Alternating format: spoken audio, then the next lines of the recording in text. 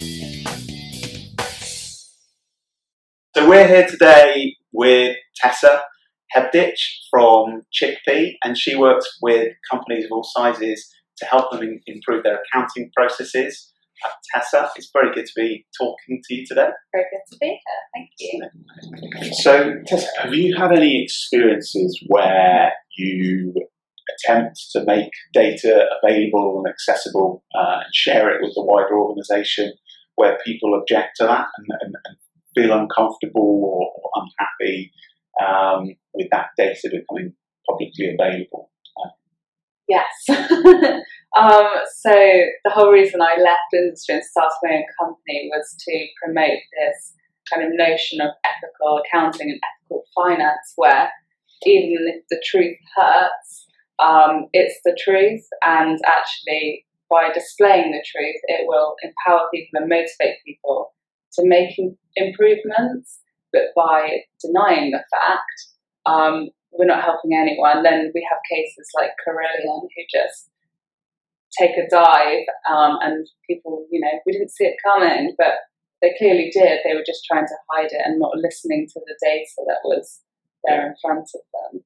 It's a really good example, and I think myself and Tom have also seen kind of instances in organisations where people, and sometimes it's due to a lack of trust in those numbers. So I think ensuring that the numbers are accurate and trusted is really important, because only then should you be sharing, I guess, because otherwise decisions on the flip side, I guess, decisions can be made off the back of data that isn't accurate or of a high quality. But at the same time, yeah, you're absolutely right. It's that transparency that really drives actions and behaviours. Yeah, I think when I've seen it, it's all been around change and the fear of change. So I'm working on a global program. Yeah, certain markets which wouldn't want to show their data because they weren't adopting new business processes and things like that. So they would be kind of claiming, well, we can't compare our numbers because we do this a completely different way. And the whole point of the program was to help standardise that. So there certainly was a big fear about actually putting our numbers against the numbers from other markets because we'll get bad. But ultimately, that was the point. That was the point of the reporting. That was highlighting exactly those problems. So yeah. I think not really wanting to embrace change is quite often been a key point in that unwillingness to actually report the numbers properly. And when it starts from the top as well, that culture of almost like the blame game, like people will be blamed for reporting the truth, yes. Rather than looking into the future, what can we do now? That is what it is. I think it's right, and the integrity of the data is a great point. It's really important to make sure you test various relevant scenarios in any company that you work in to ensure the integrity of that data. The blame thing is a really interesting point, because I guess that's maybe slightly company specific. Some companies that may be more open, their actual ability to report data freely and then start seeing where there might be inconsistencies and things in the way data is collected, it's probably a lot easier than maybe a company where you will get punished if your targets aren't being massively different from other markets. It's also probably a company culture thing which massively impacts the data. Well, that's a great point, actually, because then that kind of leads into things like sales, commission, and where people are paid for their performance, and obviously there's an incentive to not want to report necessarily the whole truth, because they won't reap the reward.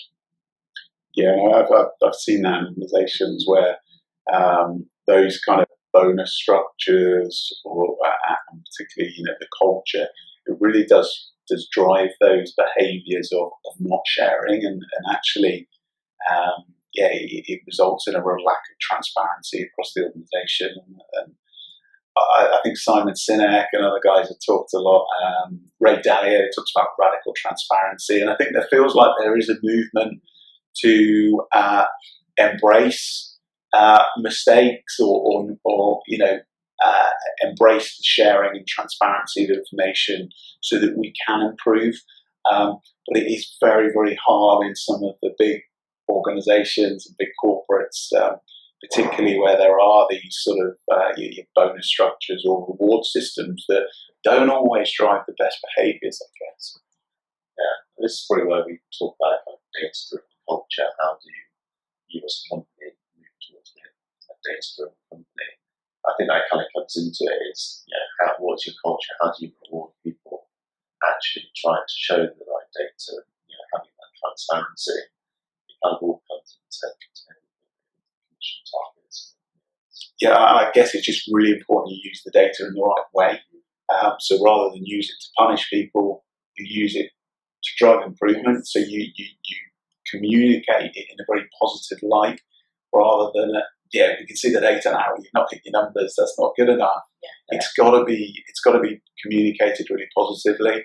And I think culture and data they're really important. They're kind of intertwined. I think a lot of data initiatives and projects fail because we haven't communicated the objectives properly and articulated the benefits of making data transparent, making it accessible, sharing it across the organisation, and these cultures of fear, they really drive better performance from what I've seen. So.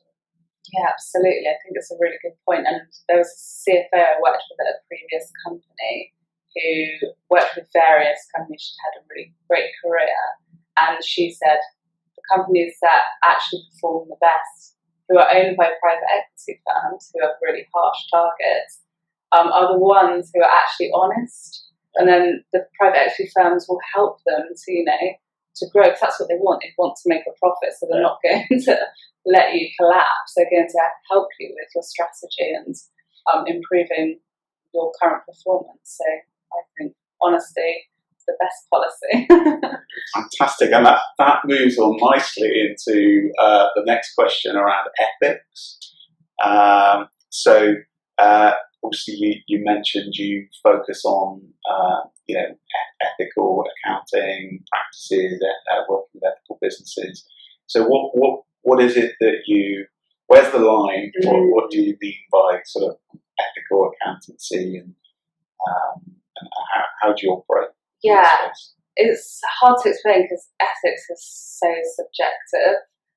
So it will vary from person to person, but it's really about the openness and the transparency, but also ensuring that we're not abusing people's data, and it's used in the right way.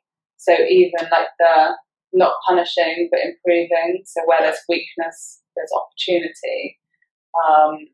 But yeah, the transparency piece is where I really focus, and also being fussy on what clients I work with. So again, subjective, but I don't work with any unethical companies, so who could potentially seem to have unethical practices or unethical products, for example. So trying to work with really progressive, sustainable organisations. Sure, and I think we've spoken a lot about sustainability. We were talking about that recently, and I think again we come back to data. Data can help organisations drive their sustainable goals as well. So historically, I've always thought of data as either helping you increase your revenue, reduce your cost, or reduce your risk.